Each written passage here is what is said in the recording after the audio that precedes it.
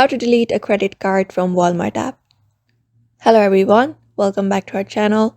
In today's video, we are going to learn how we can delete a credit card from Walmart app. So let's just dive right into the video and find out how to. So if you want to delete a credit card from Walmart app, first thing is heading over to Walmart app and logging in. Once you are logged in, you will be finding this interface.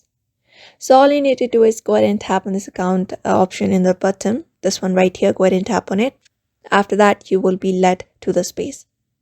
So from this space, go ahead and select this option called wallet just under the purchase history.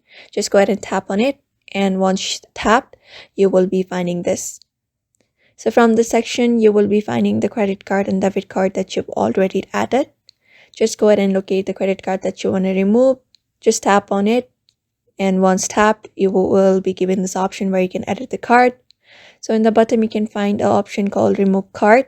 Just go ahead and tap on it. And then you just need to confirm it.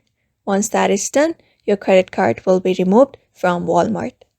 So that is it. That is how you delete a credit card from Walmart app by following up this method. So I hope this video was helpful. And thank you for watching this video.